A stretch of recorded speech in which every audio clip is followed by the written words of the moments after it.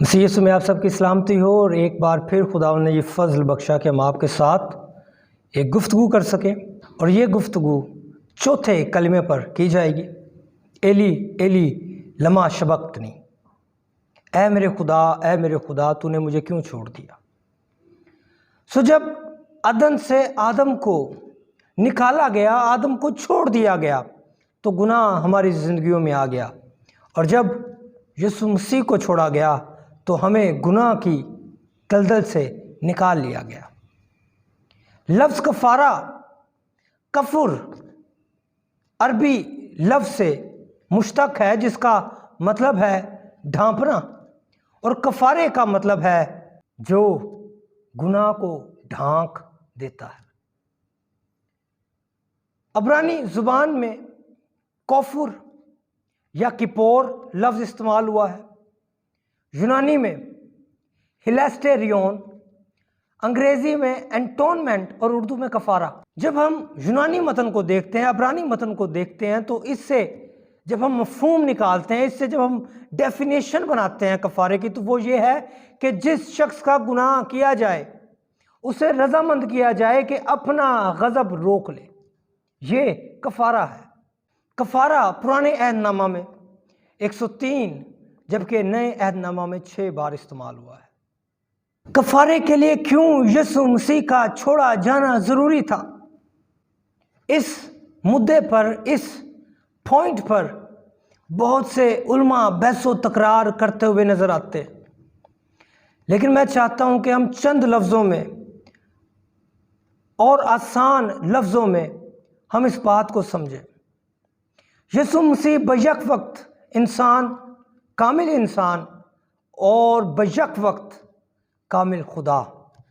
جب ہم اعبار 16واں باب اور اس کی 7ویں آیت سے 10ویں آیت کا مطالعہ کرتے ہیں، تو ہمیں وہاں پر 2 بچڑوں کا ذکر ملتا ہے، ایک وہ جو خداوند کے نام کا ہے، اور ایک وہ جو عزازیل کے نام کا۔ خداوند کے نام والے بچڑے کو وہ خطا کی قربانی کے لیے چڑھا دیتے، اور جو عزازیل کے نام والا ہوتا اسے بیابان میں چھوڑ دیا جاتا تاکہ اس سے کفارہ دیا جائے۔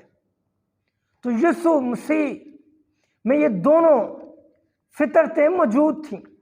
یسوع مسیح کو چھوڑا جانا اس لیے ضروری تھا کیونکہ آدم کو جب چھوڑا گیا تو وہ بیابان میں داخل ہو گیا، وہ بیابان جو گناہ کی علامت ہے، اور اس بیابان میں گناہ اور بدی پائی جاتی ہے، اور خدا کے بارے میں لکھا ہے کہ خداوند کی آنکھ بدی کو دیکھ نہیں سکتی۔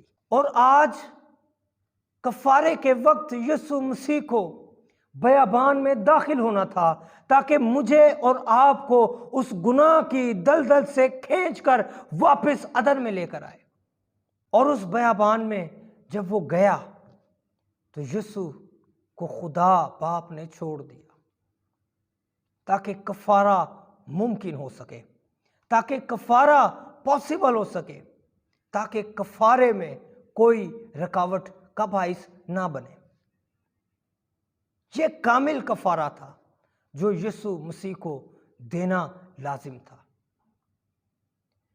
اور جب ہم کلمے کی آیات کے نیچے والی آیات پڑھتے ہیں تو ہمیں پتہ چلتا ہے کہ وہاں پر لکھا ہے کہ ہیکل کا پردہ اوپر سے نیچے تک 2 حصوں میں ٹکڑے ہو گیا، جس کا صاف مطلب تھا کہ وہ جگہ جو پاک ترین جگہ تھی، وہ جو پاک ترین مقام تھا جہاں پر سردار کاہن سال میں ایک بار داخل ہوتا بڑے خوف، بڑے ڈر کے ساتھ کہ کہیں میں مر ہی نہ جاؤں۔